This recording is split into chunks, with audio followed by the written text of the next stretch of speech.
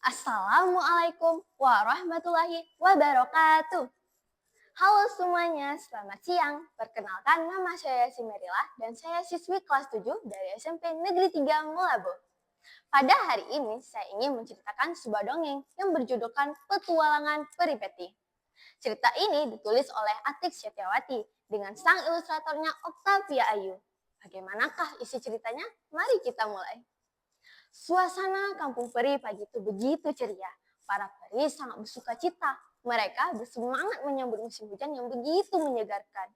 Namun tidak dengan Peri Peti. Dia tampak murung meratapi nasib ibunya yang terbaring sakit. Sudah sebulan ibu Peri Peti sakit. Peri Peti juga sudah menghubungi berbagai tabib. Namun kondisi ibunya tidak kunjung membaik. Sampai pada akhirnya Peri Peti menjumpai Peri Nusi yang sangat jenius. Selain jenius, Peri Nusi juga terkenal karena memiliki banyak teman yang sangat pintar. Hai Peri Nusi, apa yang harus lakukan agar ibuku lekas sembuh? Sudah sebulan ibuku sakit. Aku juga sudah menghubungi berbagai tabib. Namun kondisi ibuku tidak kunjung membaik. Ucap Peri Peti. Pergilah ke Gua Cahaya di tengah hutan. Di sana kau akan bertemu dengan Peri Topu. Dia sangat handal dalam hal pengobatan. Nasihat Peri Nusi. Peri Peti pun bergegas pergi ke tengah hutan untuk mencari Gua Cahaya. Peri Peti tidak peduli malam akan segera tiba. Dia juga tidak menghiraukan gelegar petir yang menyampar. Akhirnya dia pun tiba di Gua Cahaya dan bertemu Peri Topu.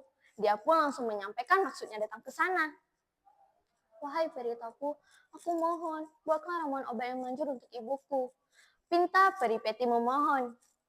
Alam telah menyediakan obatnya. Bawakan aku benda-benda ciptaan Tuhan. Hanya dengan begitu, aku baru bisa meramu obat untuk ibumu. Perintah Peri Topu. Benda-benda ciptaan Tuhan, apakah itu hai Peri Topu? Tanya Peri Peti penasaran. Namun Peri Topu tidak menjawabnya.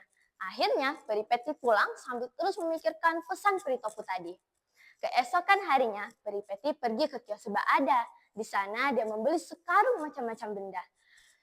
Peri Peti menyeret karung tersebut dengan susah payah.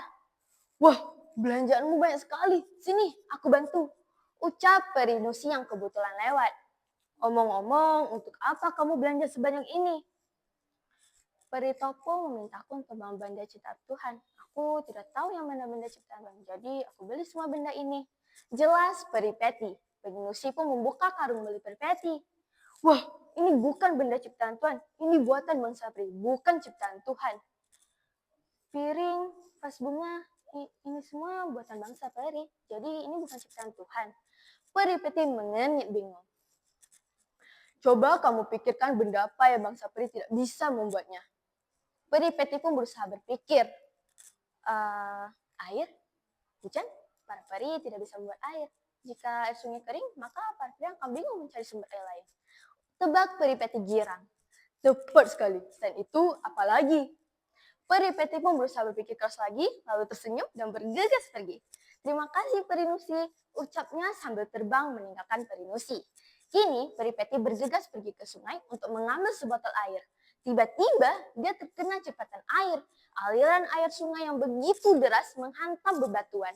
Cepatannya mengenai sayap Peri Peti.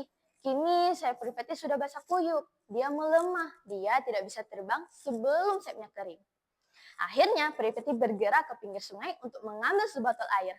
Ups, dia terpeleset. Untungnya dia sempat berpegang pada akar pepohonan. Namun ada satu hambatan lagi. Aliran air sungai yang begitu deras sedikit membuatnya kesulitan. Tapi berkat usahanya yang begitu keras, dia pun berhasil mengambil sebotol air. Kini ia hendak pergi ke tepi sungai untuk mengambil sebongkah batu hitam yang sangat berat. Tiba-tiba batu itu berkata kepada Peri Peti, batu itu akan ikut kemanapun Peri Peti pergi, asalkan ada syaratnya. Yaitu, Peri Peti harus bercerita kepada mangsa peri untuk membangun rumah menggunakan batu-batu. Mereka akan sangat senang jika mereka berguna. Peri Peti pun mengangguk, menyetujui hal tersebut. Kini, batu tersebut mengikuti kemanapun Peri Peti pergi. Setelahnya, Peri Peti terbang ke puncak pohon untuk memetik beberapa daun. Tiba-tiba, plak! Hantaman yang kuat mengenai tubuh Peri Peti. Pohon tidak mengizinkan Peri Peti untuk memetik daunnya. Peri Peti pun berkata kepada pohon tersebut dengan sedih. Aku mohon pohon, izinkanlah aku untuk memetik beberapa daunmu. aku sangat membutuhkannya untuk obat ibuku. Ucap Peripeti mengibah. Pohon yang mendengar cerita Peripeti pun luluh dan membiarkan Peripeti untuk memetik beberapa daunnya. Pohon juga menghadiahkan beberapa buahnya untuk diberikan kepada ibu Peripeti. Setelahnya, Peripeti terbang lebih tinggi lagi ke atas langit. Di sana dia berjumpa dengan pelangi. Peripeti meminta pelangi untuk ikut bersama mereka. Pelangi yang baik hati pun dengan senang hati ikut bersama mereka. Kini mereka hendak kembali ke Gua Cahaya. Dalam perjalanan, mereka berjumpa dengan seekor burung.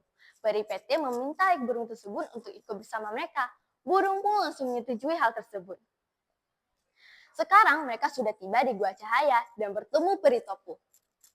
Wahai Peri Topu, aku sudah membawa benda-benda ciptaan Tuhan yang kau minta. Aku mohon, segeralah bawa ramuan obat yang manjur untuk ibuku. Pinta Peripeti. Keluarkanlah benda-benda itu.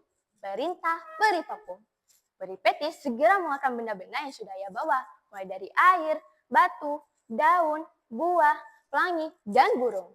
Peri Topu segera meracik ramuan untuk ibu Peripeti.